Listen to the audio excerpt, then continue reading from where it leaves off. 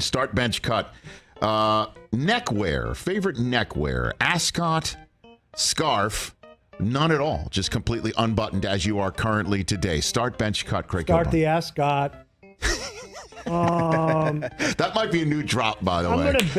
I'm gonna bench scarf and cut none at all, even though that's what I go with to make myself more approachable for everybody, all your listeners and viewers. And then just apropos of completely nothing, Hoskins, could you put that shot up one more time? What are you looking at in that scarf shot? Do you remember when this photograph was taken? You're looking off to the side. There was a strategically placed mirror. And I saw my reflection, and I almost fainted.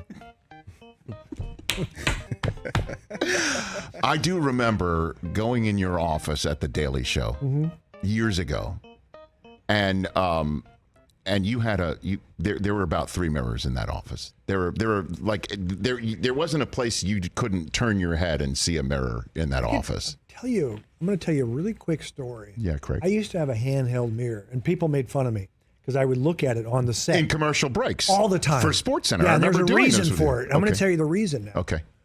And this is the same. You know, Pat Riley. He was GQ. Yeah, he said he slicked his hair back because it was low maintenance. I don't have to bother it. Yeah, worry about it. Yeah. It's over. I just slick it back. I'm good the rest of the day. Yeah.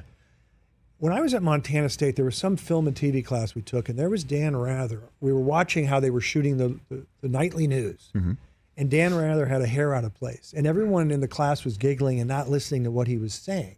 They were like, his hair's out of place. Yes. And I have fine hair, very thin, fine hair, and they fly little flyaways.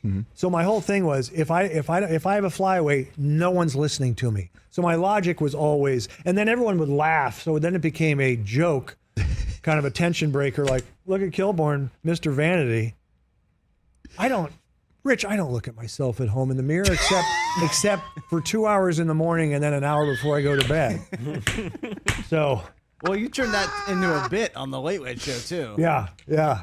But you had, I remember sitting on one side of you sat down on, in your chair at a desk, and I was on the other side of the desk, kind of like I was being interviewed for a job or something like that, because I came to visit you that one time on the Daily Show set, and there was this huge mirror on your desk. Yeah. In between the two of us. So I kind of had to look around to see you to have the conversation. Yeah. And then you knew I was running the risk being on the, do you remember this at all? Okay. No. Okay. You knew I was running the risk of being an ESPN anchor, active at the time, appearing on your show. Oh, right. Remember Keith did that? Got suspended. Because he made a joke about Bristol, right? Right. And he got disciplined. Do you know, now I had a great time at ESPN, but do you know that if you look at all the networks out there, they suspend more people than anybody. No, they were very heavy-handed that way. Worldwide leader in suspensions? I was talking to Jimmy Kimmel a few years ago. He was suspended for life by ESPN. That's what they said at the time. They were so mad at him. He was in the booth for Monday Night Football, and they were making fun of He was making fun. They got rid of Joe Theismann for Tony Kornheiser. I think that's what it was. Yeah. And he was doing jokes about this. And they suspended him for life. That's over the top. And now he's the king of that entire outfit. And I remember, though, being there that night. And I was going to be in the audience, and you're like, "Don't worry about it. I'll just stick you somewhere in the audience." Yeah. I'll just stick you in the audience somewhere. You won't be on camera. It'll be fine. You'll be cool. Don't worry about it. And then at the very end, you finished the show. Now you remember. But that was fun. Craig, yeah, fun. So I am on, off to the side in the very last row in the last seat.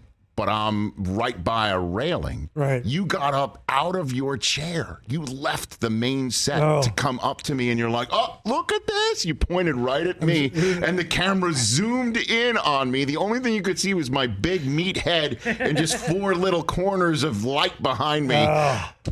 Did I get you in trouble? I apologize. You did not. No, you did okay. not. You did not. Because all it was just appearing. I was not being critical of anything like that. But I appeared.